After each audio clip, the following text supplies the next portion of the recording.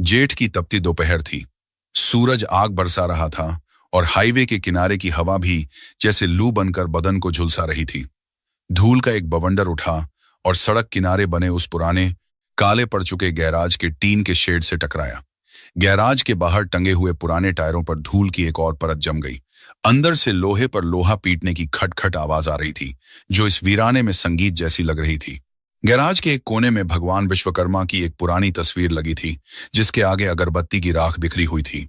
वहीं पास में एक 15 साल का लड़का राजू पुराने कपड़ों के एक चिथड़े से एक रिंच को साफ कर रहा था। उसके कपड़े, उसका चेहरा, उसके हाथ, सब कुछ काला था। ग्रीस और तेल की कालिक उसके पोर पोर में बस गई थी, लेकिन उसकी आंखों में एक अजीब सी चमक थी, जैसे कोयले की खान में कोई हीरा छिपा हो।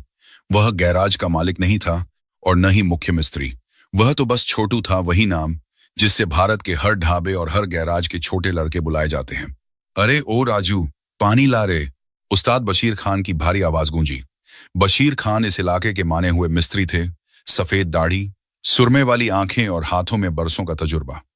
लेकिन आज उनका मिजाज भी गर्मी की तरह चढ़ा हुआ था। एक पुराना ट्रक सुबह से खुला पड़ा था और ठीक होने का नाम नहीं ले रहा था। राजू ने फुर्ती से पीतल का लोटा उठाया, मटके से ठंडा पानी भरा और दौड़कर उस्ताद के पास पहुंचा। बशीर खान ने एक ही सांस में पानी पिया और खाली लौटा राजू के हाथ में थमाते हुए बोले, जा, अब वो 14 नंबर का पाना ढूंढ कर ला। पता नहीं कहाँ रख दिया है तूने।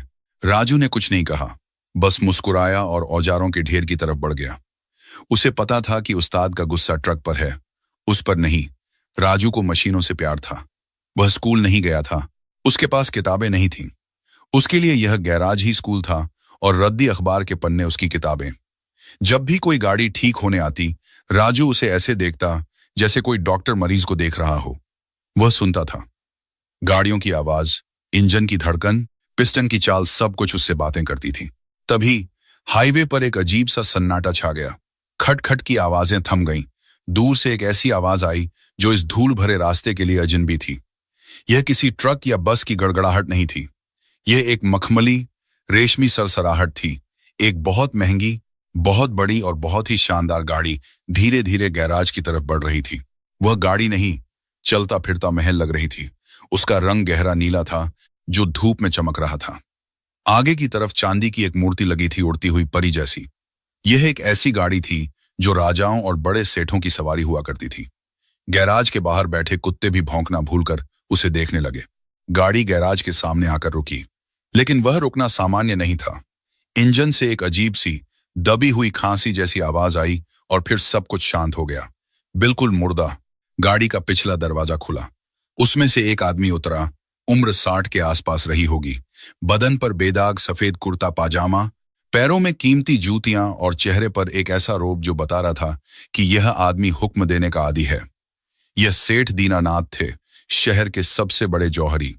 उनके माथे पर पसीने की बूंदें थीं और चेहरे पर घबराहट। उनके साथ ड्राइवर भी उतरा, जो वर्दी में था और डर के मारे कांप रहा था। बशीर खान ने अपने हाथ पोंछे और जल्दी से आगे बढ़े। आदाब सेठ जी, आइए आइए, बड़ी तकदीर हमारी जो आप यहाँ पधारे। सेठ दीनानाथ ने हाथ जोड़कर जवाब दिया, लेकिन उनकी आवाज में बेचैनी थी। मिस्त्री जी, तकदीर तो हमारी फूटी है। यह गाड़ी, यह विलायती गाड़ी है, करोड़ों की है। हमें बहुत जरूरी काम से मंदिर जाना है। आज शाम की आरती का समय है और हमने मन्नत मांगी थी। अगर समय पर नहीं पहुंचे तो अनर्थ हो जाएगा। और यह यही दम तोड़ गई। बशीर खान ने गाड़ी को देखा। उन्होंने अपनी पूरी जिंदगी में एम्बेसडर, फिएट और ट्रक ठीक किए थे। ऐसी मशीन उन्होंने सिर्फ तस्वीरों में देखी थी, लेकिन एक मिस्त्री की इज्जत का सवाल था।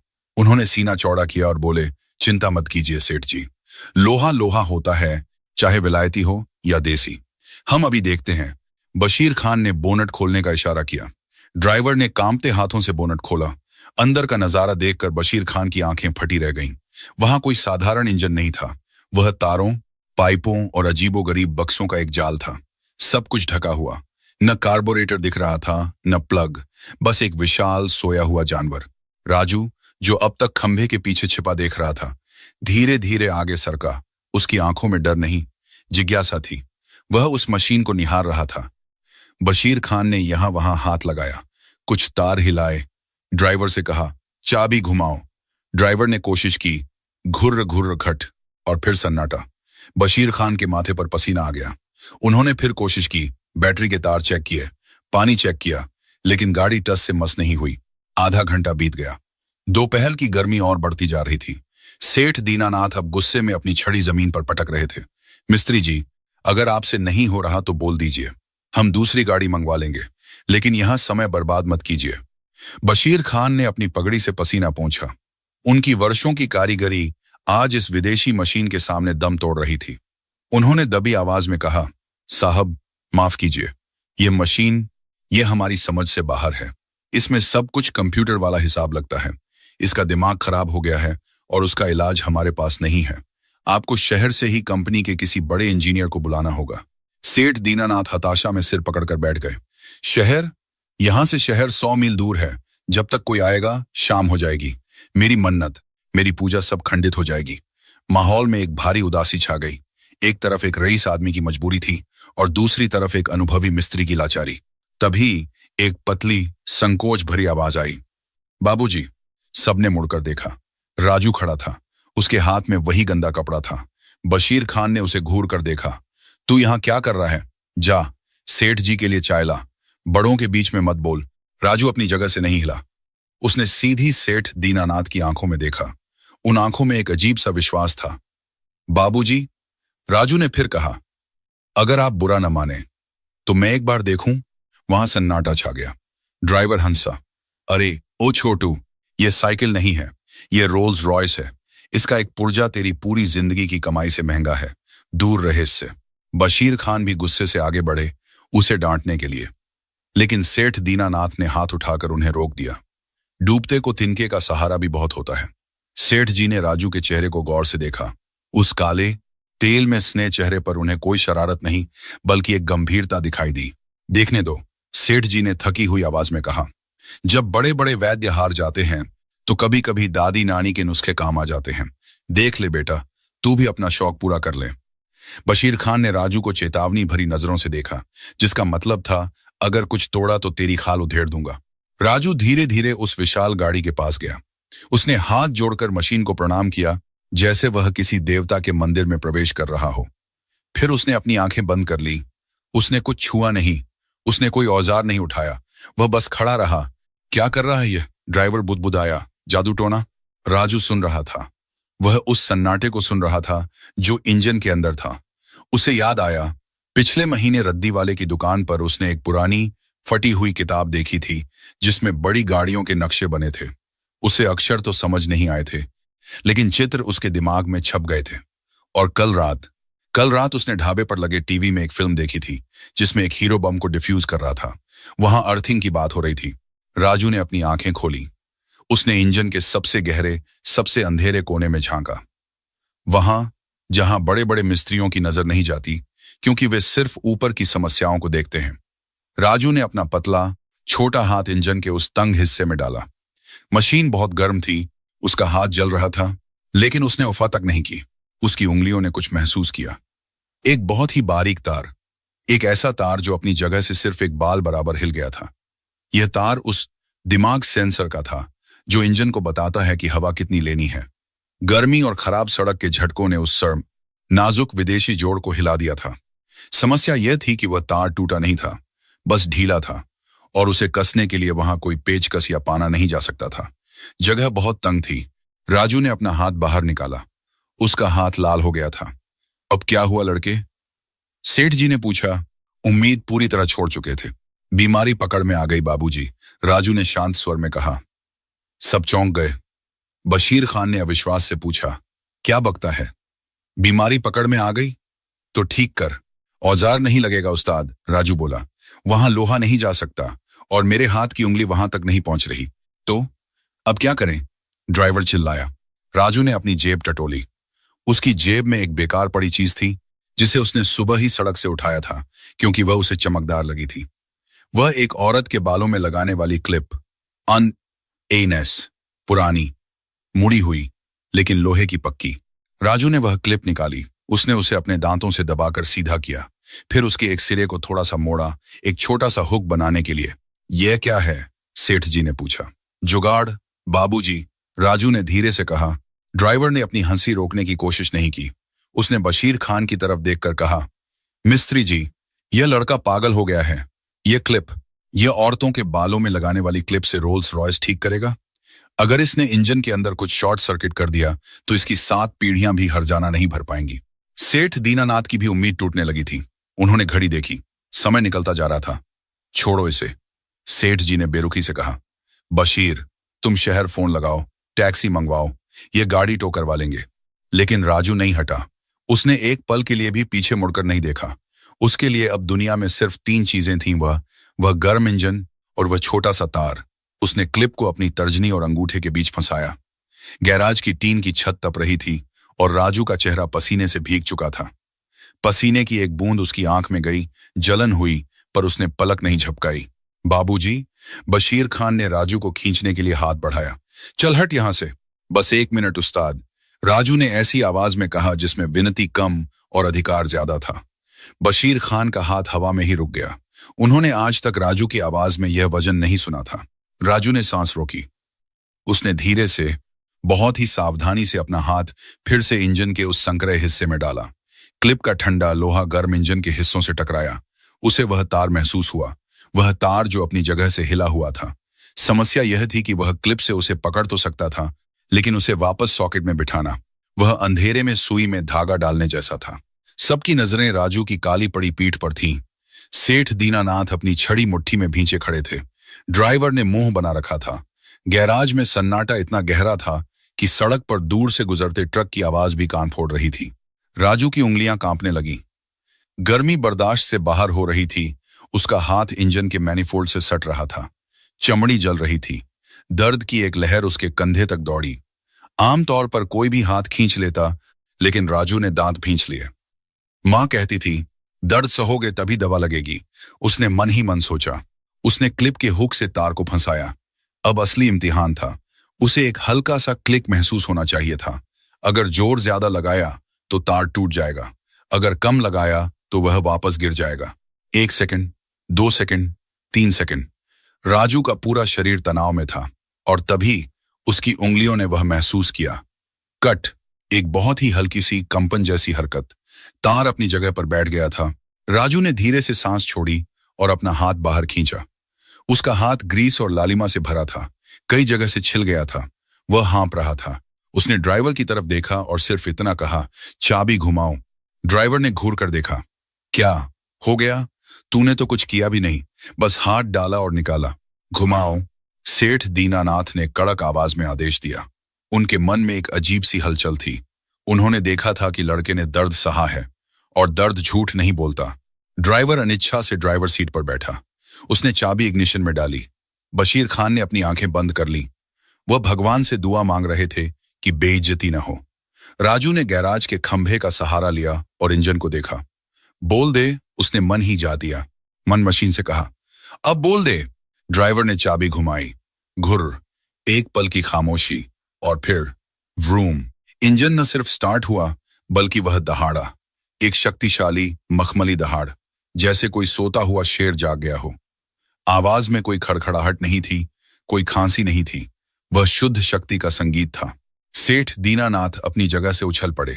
अरे, यह तो चालू हो गई। बशीर खान की आंखें खुली की खुली रह गईं। उनके हाथ से पाना छूटकर जमीन पर गिर गया। छन, ड्राइवर तो स्टीयरिंग व्हील पकड़े पत्थर की मूर्ति बन गया था। उसे यकीन नहीं हो रहा था कि जिस इंजन को वह मरा हुआ घोषित कर चुका था, वह अब मक्खन की तरह चल रहा था। राजू के चेहरे पर कोई घमंड नहीं था, बस एक हल्की सी मुस्कान थी। वह मुस्कान जो एक कलाकार के चेहरे पर आती है जब उसकी पेंटिंग पूरी हो जाती है। वह चुपचाप जाकर मटके के पास बैठ गया और अपने जलते हुए हाथ पर ठंडा पानी डालने लगा। सेठ दीनानाथ गाड़ी के पास भागे। उन्होंने इंजन की आवाज सुनी। वाह वाह, क्या बात है बशीर, मान गए तुमने तो कमाल कर दिया भाई। मुझे तो लगा था आज पूजा अधूरी रह जाएगी। सेठ जी को लगा कि बशीर खान ने ही कुछ इशारा किया होगा या राजू को निर्देश दिया होगा। आखिर उस्ताद तो वही थे। लेकिन बशीर खान एक ईमानदार आदमी थे। उन्होंने सिर झुकाया और भारी आवाज में बोले, नहीं सेठ जी, यह मेरा काम नहीं है। मुझे तो यह भी नहीं पता कि उसने किया क्या।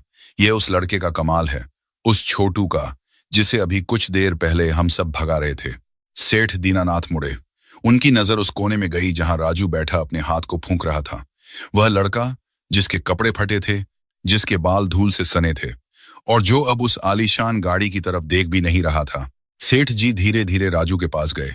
उनका अहंकार पिघल चुका था। बेटा, सेठ जी ने नरम आवाज में कहा, इधर आओ। राजू खड़ा हो गया, सिर झुकाकर। जी बाबूजी, अपना हाथ दिखाओ। राजू ने झिझकते हुए अपना हाथ आगे किया। हथेली लाल थी और उंगलियों पर छाले पड़ रहे थे। सेठ दीनानाथ की आंखों में नमी आ गई। इतना दर्द सहा और बताया भी नहीं। राजू ने सरलता से कहा, मशीन बीमार थी बाबूजी। जब कोई अपना बीमार होता है तो तीमारदारी में अपनी तकलीफ नहीं देखी जाती। सेठ दीनानाथ सन्न रह गए। इतनी बड़ी बात, इतनी कम उम्र में और इतनी सरलता से। तुम्हें कैसे पता चला कि बीमारी कहाँ है?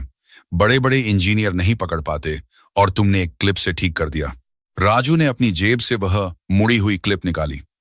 बाबूजी, इंजीनियर साहब लोग किताब पढ़ते हैं, मशीन को नहीं। मैंने देखा कि इंजन सांस तो ले रहा है पर हवा अंदर नहीं जा रही। जैसे, राजू ने सोचने के लिए सिर खुजाया, जैसे नाक में कुछ फंस गया हो। बस मैंने उसे हटाकर रास्ता साफ कर दिया। मशीनें भी इंसान जैसी होती हैं बाबूजी, बस उनकी जुबान लोहे की होती है। वहां खड़े सभी लोग, बशीर खान, ड्राइवर और खुद सेठ जी, इस अनपढ़ लड़के के दर्शन शास्त्र फिलॉसफी के सामने नतमस्तक थे। विद्या स्कूल की इमारतों में नहीं, जिज्ञासा की आग में पकती है, यह आज साबित हो गया था। सेठ दीनानाथ ने अपनी जेब में हाथ डाला। उन्होंने 100 के नोटों की एक गड्डी निकाली।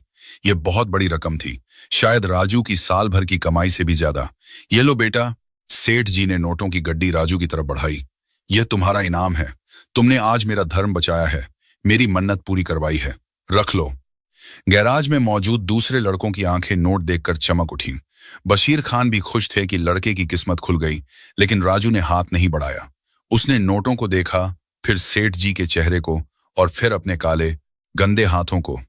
नहीं बाबूजी, राजू ने विनम्रता से सिर हिलाया। क्या? सेठ जी चौंके। कम लग रहे हैं? और चाहिए? नहीं मालिक, बहुत ज्यादा है।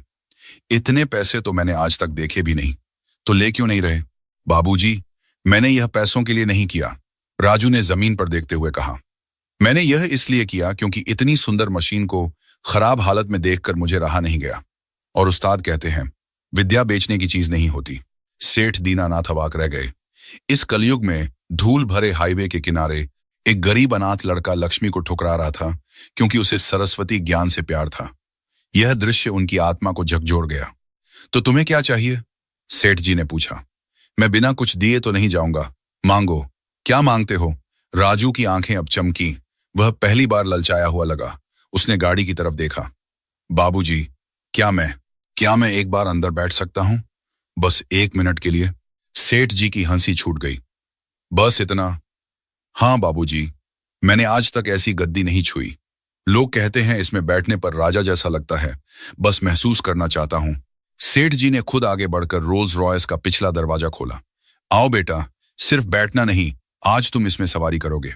मैं तुम्हें खुद मंदिर तक लेकर जाऊंगा। नहीं नहीं बाबूजी। राजू घबरा गया, अपने गंदे कपड़ों को देखते हुए। मेरी वजह से गद्दी गंदी हो जाएगी, उस्ताद मारेंगे। मैं बस यहीं ठीक हूं।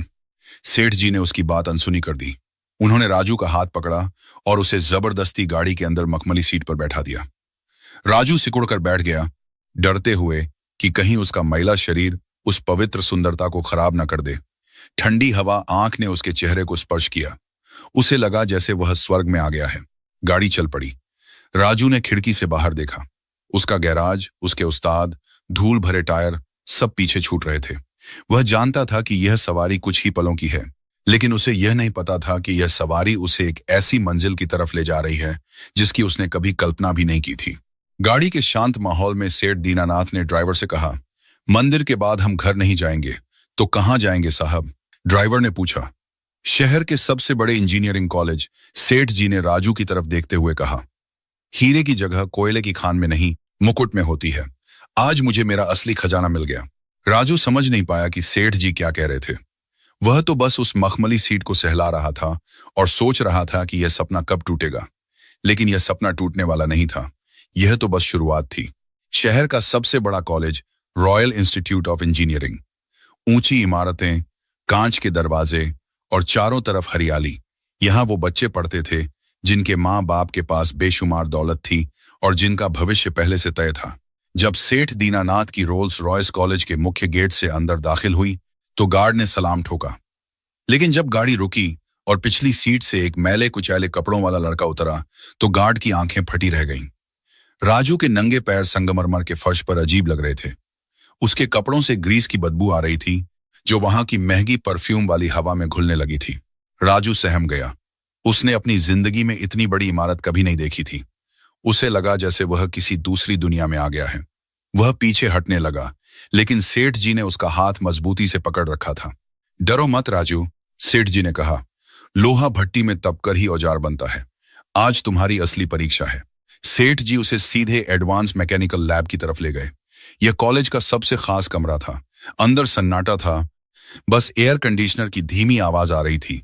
कमरे के बीचों बीच एक विशाल मशीन रखी थी, एक नया टरबाइन इंजन जिसे कॉलेज के होनहार छात्र और प्रोफेसर मिलकर बना रहे थे।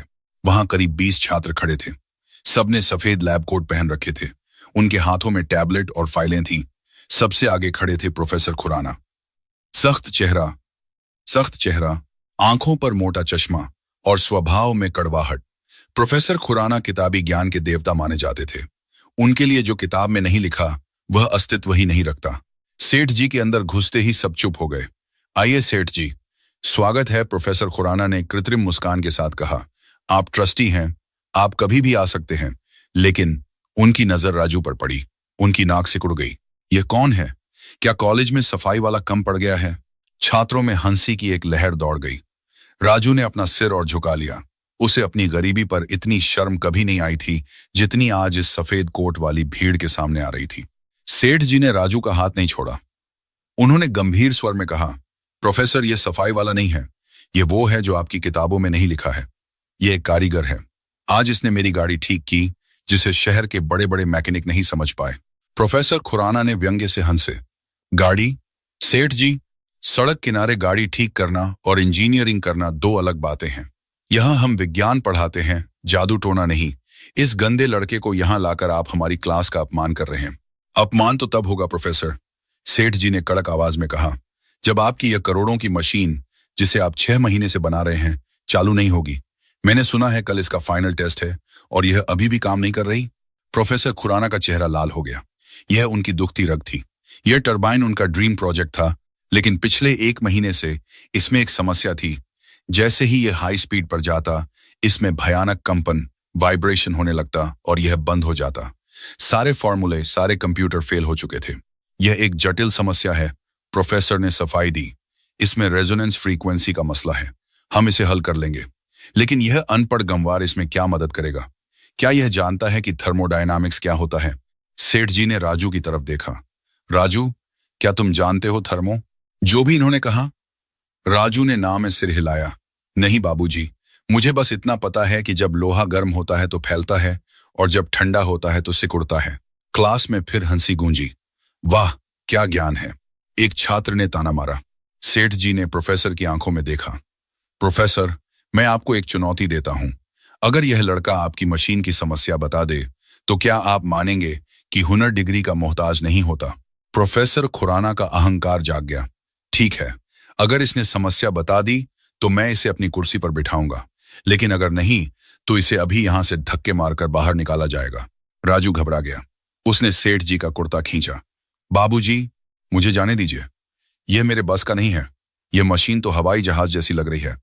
सेठ जी ने उसके कान में फुसफुसाया। राजू, याद है तुमने क्या कहा था?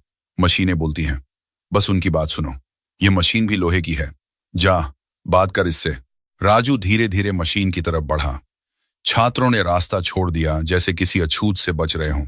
मशीन बहुत बड़ी थी, चमकदार स्टील, डिजिटल मीटर और ढेर सारे तार। प्रोफेसर ने एक छात्र को इशारा किया, मशीन चालू करो। 50% पावर पर स्विच दबाया गया। मशीन घूमी। वो शुरुआत में सब ठीक था, लेकिन जैसे ही सुई 50% पर पहुंची, मशीन कांपने लगी। एक अजीब सी गड़गड़ाहट शुरू हो गई। टेबल हिलने लगी, कंप्यूटर स्क्रीन झिलमिलाने लगी। बंद करो, प्रोफेसर चिल्लाए। यह फट जाएगी। मशीन बंद कर दी गई। कमरे में फिर सन्नाटा छा गया। देखा? प्रोफेसर ने राजू से कहा, यह है विज्ञान। अब बताओ मिस्त्री, तुम्हें क्या दिखा? कोई तार ढीला है या क्लिप लगानी पड़ेगी? उन्होंने मजाक उड़ाया। राजू चुप खड़ा था। उसकी आंखें मशीन के एक हिस्से पर टिकी थीं, वह धुरी शाफ्ट जो बीच में घूम रही थी। बाबूजी, राजू ने धीरे से कहा। मशीन रो रही है। क्या? प्रोफेसर झुंझलाए। रो रही है। पागलपन बंद करो। हाँ साहब, राजू ने हिम्मत जुटाई। जब किसी के पेट में दर्द होता है तो वह ऐसे ही कराहता है। इस मशीन का पेट भारी है। पेट? मशीन का पेट नहीं होता, बेवकूफ। एक छात्र चिल्लाया। राजू, सेठ जी ने पूछा, साफ साफ बताओ तुम क्या कहना चाहते हो? राजू मशीन के पास गया। उसने घूमने वाली मुख्य रॉड शाफ्ट की ओर इशारा किया। साहब, यह जो लाठी घूम रही है ना, यह एक तरफ से भारी है। जब यह तेज घूमती है तो भारी हिस्सा बाहर की तरफ भागता है और मशीन को हिला देता है। प्रोफेसर खुराना ने माथा पीट लिया। असंभव। यह शाफ्ट लेजर कथित लेजर कैलिब्रेटेड जर्मनी से बनकर आई है। इसमें माइक्रोग्राम का भी फर्क नहीं हो सकता। तुम हमें सिखाओगे? राजू ने इधर उधर देखा। उसकी नजर एक मेज पर रखे चौक के डिब्बे पर पड़ी। उसने एक चौक का टुकड़ा उठाया। साहब, क्या मैं इसे एक बार फिर चालू करवा सकता हूं? बस थोड़ी सी देर के लिए। प्रोफेसर ने मना करना चाहा, लेकिन सेठ जी की नजर तीखी थी। करो, सेठ जी ने कहा। मशीन फिर चालू हुई। गड़गड़ाहट शुरू हो गई। राजू मशीन के खतरनाक रूप से करीब गया। पीछे हटो, हाथ कट जाएगा। एक लड़की चीखी। राजू ने मशीन को नहीं छुआ। उसने अपना हाथ, जिसमें चौक था, धीरे धीरे घूमती हुई शाफ्ट के पास ले गया। उसका हाथ स्थिर था, जैसे पत्थर। वह हवा के दबाव को महसूस कर रहा था। जैसे ही शाफ्ट का भारी हिस्सा नीचे आया, राजू ने बिजली की फुर्ती से चौक को शाफ्ट से हल्का सा छू दिया। खच! बंद करो, राजू चिल्लाया। मशीन रुक गई। शाफ्ट पर एक सफेद चौक का निशान बन गया था, लेकिन यह निशान पूरी गोलाई में नहीं था। यह सिर्फ एक तरफ था, करीब 3 इंच लंबा। राजू ने उस निशान की तरफ इशारा किया। देखिए साहब, चौक सिर्फ यहीं लगा। इसका मतलब यह हिस्सा बाहर की तरफ भाग रहा है। यहीं पर वजन ज्यादा है। प्रोफेसर खुराना दौड़कर पास आए। उन्होंने आवर्धक लेंस, मैग्नीफाइंग ग्लास से देखा। निशान वाकई एक तरफ था, लेकिन उनका अहम मानने को तैयार नहीं था। यह तो तुक्का हो सकता है, वह बड़बड़ाए। राजू ने जेब से वही पुराना सिक्का निकाला जो उसने सेठ जी को लौटाया था। यह अपनी जेब का कोई सिक्का। उसने आसपास देखा और एक चिपकाने वाला टेप उठाया जो मेज पर पड़ा था। उसने चौक के निशान के ठीक उल्टी तरफ ऑपोजिट साइड उस सिक्के को टेप से चिपका दिया। यह क्या तमाशा है? प्रोफेसर चिल्लाए। तुम मशीन का संतुलन और बिगाड़ रहे हो। नहीं साहब, राजू ने शांति से कहा। मैं उसे लोरी सुना रहा हूं ताकि वह सो जाए। अब चालू कीजिए, पूरा 100% पर। क्या? 100%? यह मशीन फट जाएगी। हम सब मारे जाएंगे। छात्र डर गए। मेरी जिम्मेदारी, सेठ दीनानाथ ने कहा। चालू करो। ऑपरेटर के हाथ कांप रहे थे। उसने बटन दबाया। मशीन घूमी। 10%, 20%, 50%। कमरे में सन्नाटा था। कोई गड़गड़ाहट नहीं, कोई कंपन नहीं। मशीन की आवाज अब चीख नहीं रही थी, वह गुनगुना रही थी। एक मखमली, एक सार आवाज। 80 आर, 80, 90%, 100%। मशीन पूरी रफ्तार पर थी। हवा तेज थी, लेकिन मेज पर रखा पानी का गिलास हिला तक नहीं। पानी स्थिर था। राजू के द्वारा चिपकाया गया वह 5 रुपये का सिक्का और टेप उस करोड़ों की जर्मन मशीन को संतुलित कर रहा था। वह सिक्का वहां ऐसे घूम रहा था जैसे शनि ग्रह का छल्ला। कमरे में ऐसा सन्नाटा था जैसे किसी ने सबकी सांसें रोक दी हों। सिर्फ मशीन के चलने की हूं हूं आवाज आ रही थी। राजू पीछे हट गया। उसने हाथ झाड़े और सेठ जी के पास आकर खड़ा हो गया। बाबूजी, अब यह नहीं रोएगी। प्रोफेसर खुराना मशीन को ऐसे देख रहे थे जैसे उन्होंने भूत देख लिया हो। वह विज्ञान के आदमी थे और विज्ञान कहता है कि बिना गणना, कैलकुलेशन के संतुलन संभव नहीं है। लेकिन उनकी आंखों के सामने एक अनपढ़ लड़के ने एक चौक और एक सिक्के से वह कर दिखाया जो उनके सुपर कंप्यूटर नहीं कर पाए। मशीन को बंद किया गया। धीरे धीरे रोटर रुका। वह सिक्का अभी भी वहां चिपका हुआ था, उस लड़के की विजय का प्रतीक बनकर। प्रोफेसर खुराना धीरे से मुड़े। उनका चेहरा पीला पड़ चुका था, लेकिन आंखों में अब अहंकार नहीं, एक अजीब सा आदर और शर्मिंदगी थी। वह राजू के पास आए। राजू डर गया। उसे लगा कि डांट पड़ेगी। वह पीछे हटने लगा। लेकिन प्रोफेसर खुराना, जो कभी किसी के सामने नहीं झुकते थे, राजू के सामने थोड़े से झुक गए। उन्होंने अपना चश्मा उतारा। बेटा, प्रोफेसर की आवाज कांप रही थी, तुम्हें कैसे पता चला कि सिक्का वहीं लगाना है? और कितना वजन लगाना है। राजू ने सरलता से जवाब दिया, साहब, मैं बचपन में लट्टू टॉप नचाता था। जब लट्टू डगमगाता था तो हम उसके एक तरफ थोड़ी सी गीली मिट्टी लगा देते थे, वो फिर सीधा हो जाता था। मशीन भी तो एक बड़ा लट्टू ही है। लट्टू। प्रोफेसर बुदबुदाए। हम यहाँ सेंट्रीफ्यूगल फोर्सेस और डायनामिक बैलेंसिंग के समीकरण हल करते रह गए और तुमने उसे लट्टू समझकर ठीक कर दिया। कक्षा के पीछे से एक छात्र ने ताली बजाई, फिर दूसरे ने, और देखते ही देखते पूरा कमरा तालियों की गड़गड़ाहट से गूंज उठा। वही छात्र जो कुछ मिनट पहले उसे सफाई वाला कहकर हंस रहे थे, अब उसे ऐसे देख रहे थे जैसे वह कोई जादूगर हो। सेठ दीनानाथ की छाती गर्व से फूल गई। उन्होंने राजू के कंधे पर हाथ रखा। देखा प्रोफेसर, सेठ जी ने मुस्कुराते हुए कहा, भारत के असली इंजीनियर एयर कंडीशन कमरों में नहीं, धूप और धूल में बनते हैं, बस उन्हें मौका नहीं मिलता। राजू की आंखों में आंसू आ गए। आज तक उसे सिर्फ डांट मिली थी, या धुतकार, यह तालियां, यह सम्मान, यह उसके लिए नया था। लेकिन कहानी का अंत अभी बाकी था। प्रोफेसर खुराना अपनी मेज की तरफ गए। उन्होंने एक फॉर्म निकाला। यह एडमिशन फॉर्म था। सेठ जी, प्रोफेसर ने कहा, नियमों के हिसाब से बिना डिग्री के मैं इसे दाखिला नहीं दे सकता। लेकिन उन्होंने अपनी जेब से अपना सोने का पेन निकाला। नियम इंसान बनाते हैं और प्रतिभा भगवान देता है। आज मैं नियम तोड़ूंगा। राजू को कुछ समझ नहीं आ रहा था। क्या हो रहा है? प्रोफेसर राजू के पास आए और पेन उसकी तरफ बढ़ाया। यह पेन लो राजू, और आज से तुम गैराज में काम नहीं करोगे। तुम यहां मेरे साथ इस लैब में काम करोगे। मैं तुम्हें पढ़ना सिखाऊंगा और तुम मुझे मशीन को सुनना सिखाना। राजू के हाथ कांपते हुए उस पेन तक पहुंचे। उसके काले खुरदरे हाथों में वह सोने का पेन चमक रहा था। यह सिर्फ एक पेन नहीं था, यह उसकी तकदीर की चाबी थी। तभी राजू ने कुछ ऐसा किया जिसकी उम्मीद किसी को नहीं थी। उसने पेन लेने से पहले प्रोफेसर खुराना के पैर छुए, फिर उसने मशीन के पैर छुए पायदान। उस्ताद कहते हैं, राजू ने भीगी आवाज में कहा, कि औजार और गुरु दोनों की इज्जत करोगे तभी हुनर हाथ में आएगा। प्रोफेसर खुराना की आंखों से एक आंसू छलक कर उनके गाल पर आ गिरा। वक्त का पहिया घूमा। 1 साल नहीं, 2 साल नहीं, पूरे 20 साल बीत गए। जिस जगह कभी धूल भरा गैराज हुआ करता था, आज वहां एक विशाल फैक्ट्री खड़ी थी। उसके मुख्य द्वार पर बड़े अक्षरों में लिखा था, राजू इनोवेशंस, भारत की अपनी तकनीक। अंदर का नजारा किसी विज्ञान के मेले जैसा था।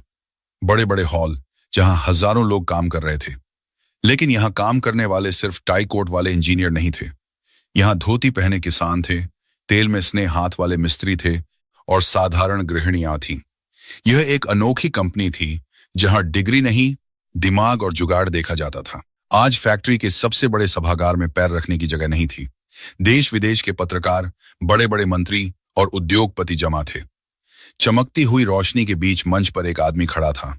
उम्र 35-36 साल। चेहरे पर वही पुरानी सौम्यता, लेकिन आंखों में अब अनुभव की गहराई थी। उसने साधारण खादी का कुर्ता पाजामा पहन रखा था। यह राजू था। वह राजू जो कभी हाईवे पर ट्रकों के पहिए बदला करता था। माइक पर भारी सन्नाटा था। राजू ने एक पर्दा हटाया। उसके पीछे एक छोटी, अजीब सी दिखने वाली मशीन थी। यह कोई लग्जरी कार नहीं थी। यह एक छोटा सा ट्रैक्टर था जो देखने में बहुत साधारण लग रहा था। देवियों और सज्जनों, राजू की आवाज गूंजी, आज मैं आपको कोई उड़ने वाली कार नहीं दिखा रहा हूं। मैं आपको वह दिखा रहा हूं जिसकी जरूरत मेरे देश के उस किसान को है जिसके पास डीजल खरीदने के पैसे नहीं हैं। भीड़ में फुसफुसाहट होने लगी। राजू ने जारी रखा, यह उम्मीद 1-0 है। यह ट्रैक्टर डीजल से नहीं, यह खेतों के कचरे और सौर ऊर्जा, सोलर पावर से चलता है। इसकी कीमत एक मोटरसाइकिल से भी कम है, और इसे ठीक करने के लिए आपको शहर से इंजीनियर बुलाने की जरूरत नहीं है। गांव का कोई भी लोहार इसे हथौड़ी से ठीक कर सकता है। पूरा हॉल स्तब्ध था। एक विदेशी पत्रकार ने हाथ उठाया, मिस्टर राजू, यह असंभव है। बड़ी बड़ी कंपनियां ऐसा इंजन नहीं बना पाई। आपने यह तकनीक कहां से सीखी? आपने किस यूनिवर्सिटी से पीएचडी की है? राजू मुस्कुराया। वह मंच से नीचे उतरा और पहली पंक्ति में बैठे एक बेहद बूढ़े व्यक्ति के पास गया। वह व्यक्ति व्हील चेयर पर था, बाल बर्फ की तरह सफेद और हाथ कांप रहे थे। यह प्रोफेसर खुराना थे। राजू ने प्रोफेसर के पैरों में अपना सिर रखा। बूढ़े प्रोफेसर ने कांपते हाथों से उसे आशीर्वाद दिया। राजू वापस माइक पर आया और बोला, मैडम, मैंने पीएचडी नहीं की। मैंने जिंदगी की यूनिवर्सिटी में पढ़ाई की है।